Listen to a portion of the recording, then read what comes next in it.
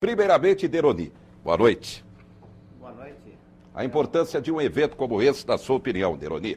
A importância desse evento é muito grande porque é necessário que o educador perceba que, mais do que tudo, ele é um exemplo e que ele não está ali apenas para passar conteúdo, mas principalmente para semear uma relação rica, uma relação harmônica, que vai ser uma referência na vida dessa criança, na vida dos seus alunos.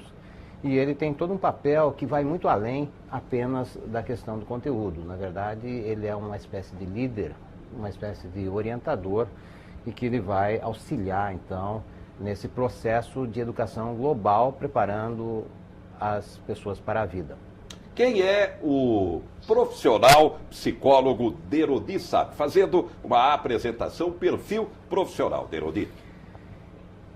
Bem, o profissional Deroni hoje é palestrante em empresas, escolas, já há 20 anos, é psicólogo.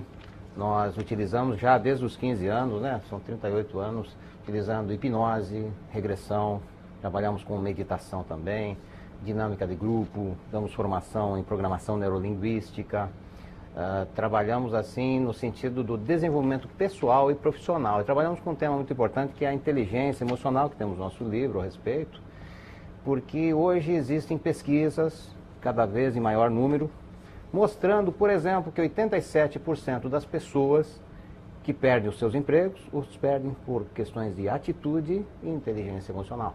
Ou seja, é o mesmo que dizer que 87% do sucesso profissional depende do bom uso das emoções e não apenas de qualidades técnicas. Agora imagine o quanto isso é importante na vida pessoal, nos nossos relacionamentos. O tema da sua palestra, conflitos, como superá-los? Dá para fazer um resumo do que o senhor vai ministrar nesse momento importante de qualificação, ou mesmo até requalificação dos educadores? A primeira coisa que é importante é a pessoa perceber que conflito ele não é necessariamente negativo. E sempre há formas de transformar mesmo o conteúdo negativo de um conflito em um aprendizado, em um momento criativo, e que conflitos dependem, para serem superados, de uma otimização, de uma melhoria da linguagem, de uma comunicação da pessoa consigo mesma, da capacidade de ela dar e receber feedback, ou seja, dar informação para outro de uma forma que efetivamente ajude, de uma forma que seja benéfica, porque é diferente feedback e desabafo, né? Então existe toda uma maneira que a pessoa pode aprender para otimizar, para trazer mais qualidade às suas relações e prevenir os conflitos. Então, uma das coisas importantes que nós vamos trabalhar, não só superar, como aprender a prevenir, identificar elementos da nossa linguagem que, quando bem utilizados, uma linguagem consciente, isso vai fazer com que a pessoa, ela previna, que na medida que aumenta a afetividade, aumenta o vínculo, aumenta o respeito, a consideração, o conflito ele deixa de ser necessário. Ou seja, a pessoa, em vez de criticar, por exemplo, a outra pessoa, ela vai dirigir a sua avaliação a um aspecto comportamental que a pessoa pode mudar. Então, a pessoa é uma coisa, o comportamento é outra. Então, são atitudes, são percepções, na verdade, uma expansão de consciência, que quando uma pessoa numa empresa, uma pessoa numa escola, uma pessoa numa família, ela tem essa consciência, então ela previne os conflitos e, quando surge, ela tem uma atitude madura, uma atitude criativa e faz do conflito uma oportunidade de crescimento. É muito comum, volto a fazer o comentário, a crise familiar jogar a responsabilidade para os educadores. No contexto atual, muitas vezes, há crise familiar, pais estão com o tempo todo tomado para o trabalho, para a manutenção da família, e a responsabilidade até da educação, que deveria ser da família, é jogada para o educador. E aí, Deroni? Jogar a responsabilidade no outro é uma coisa antiga, José Henrique. Porque, veja, dizem que quando Deus perguntou a Adão, né? Adão, mas como? Comeste a maçã? Ele disse, não, a culpada é a Eva. Mas como, Eva? E a Eva disse, não, a culpada é a serpente. Então, é uma pequena anedota, mas, ou seja, é uma coisa desde o princípio do mundo e nós evoluímos em termos de tecnologia. No entanto, em termos humanos, nós temos muito que aprender, inclusive até com indígenas, que muitas vezes têm uma qualidade de relacionamento maior e melhor do que nós, né? Então, devemos aprender a humildade, aprender a disciplina, a saber lidar bem com conflitos e saber lidar bem com limites, né? Porque a gente sempre diz que se o pai não dá limites, o traficante vai dar. A gente sabe que a desestruturação familiar está na base do problema das drogas, por exemplo.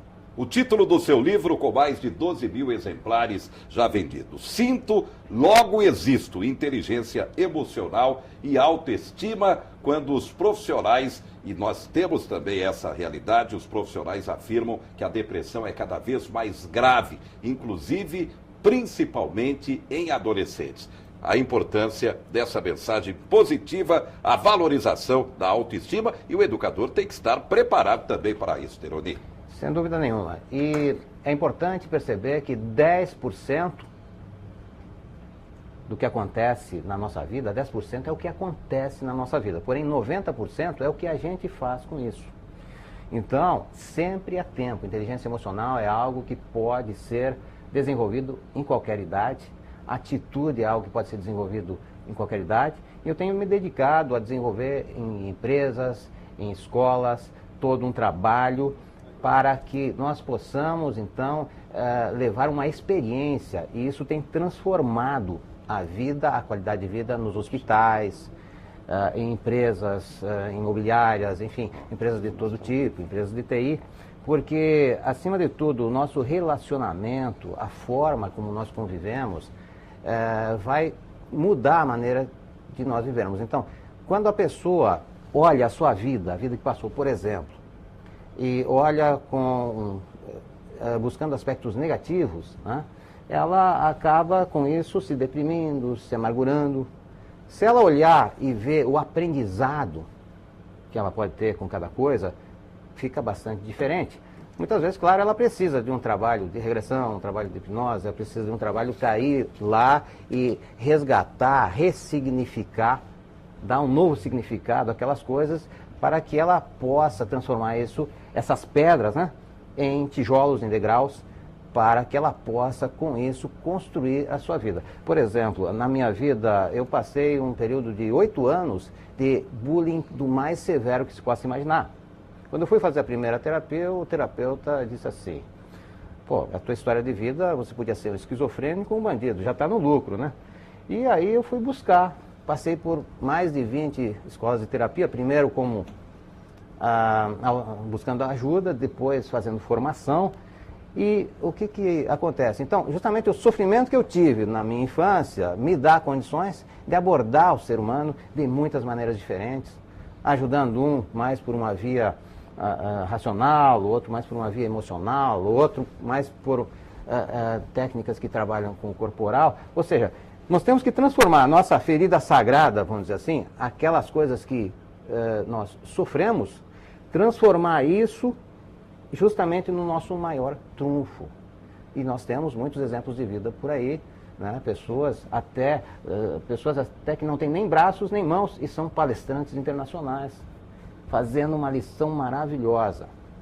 Então, a nossa vida pode mudar. Começa na expansão da nossa consciência, no enriquecimento da nossa afetividade, um maior desenvolvimento do ser humano como um todo, porque Gandhi já dizia: cada ser que se eleva o mundo. E dizia também: sejamos a transformação que nós desejamos para o mundo. Porque muitas vezes a pessoa quer mudar o mundo e não arruma o seu quarto. Ou seja, precisa haver uma congruência, uma coerência entre o que a pessoa diz, entre o que a pessoa pensa, entre o que a pessoa sente e, sobretudo, com o que a pessoa faz. Então, esse desenvolvimento amplo que a gente busca, que a gente desenvolve através de técnicas de vários tipos, fazemos trabalhos uma vez por mês de liderança, autoestima, inteligência emocional, as pessoas podem conhecer através do nosso site. E amanhã vamos falar um pouco de tudo isso, mas, sobretudo, o que nós podemos fazer para usar nosso pensamento, nosso sentimento, nossas palavras, porque também se sabe, de uma forma positiva, porque se sabe que 85% das pessoas que têm câncer, por exemplo, e outras doenças graves, tem muita mágoa, tem muita culpa. São pessoas que não perdoaram a si mesmo por coisas que fizeram no passado, ou então tem toda uma dificuldade com o medo do futuro. Enfim, acima de tudo, o conflito, quando aparece um World Trade Center, por exemplo, uma guerra, a gente pensa que é um problema dos governos, mas o conflito começa dentro de cada ser humano. Todos nós temos sombra e luz e precisamos, então, fazer exatamente a nossa parte, né? E, para concluir assim, diz que havia tem uma história que tinha um passarinho que a floresta pegou fogo, né? E o passarinho ia lá e soltava água em cima e o macaco olhou, mas tu acha que tu vai apagar fogo da floresta? Você nunca vai apagar. E ele disse, eu sei, mas eu estou fazendo a minha parte. Muito bem, outra palestrante que vem.